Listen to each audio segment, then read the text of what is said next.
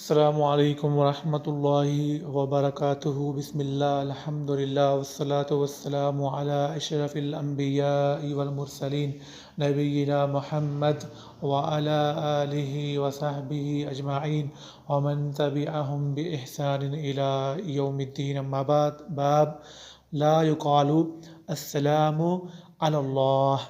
آج کا ہمارا عنوان یہ ہے کہ یہ نہ کہا جائے کہ اللہ پہ سلامتی ہو۔ حضرت ابن مسعود رضی اللہ تعالیٰ عنہ بیان کرتے ہیں کہ ہم نے کہا کہ السلام علی اللہ من عبادہ، کہ اللہ پہ سلام ہو اس کے بندوں کی طرف سے۔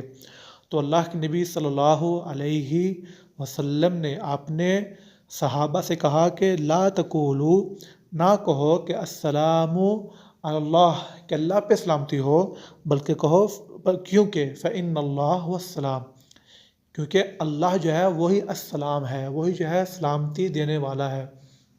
تو اس لیے اللہ کے نبی نے صحابہ کو اس چیز کی تعلیم جو ہے دے دی۔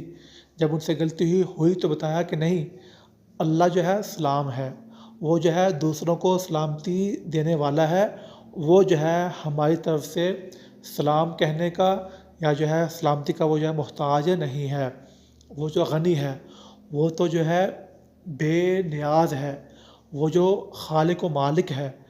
اور اس میں ایک آخری بات کہ جب ہم کسی کو سلام کہتے ہیں تو اس کے بھی دو معنی ہیں۔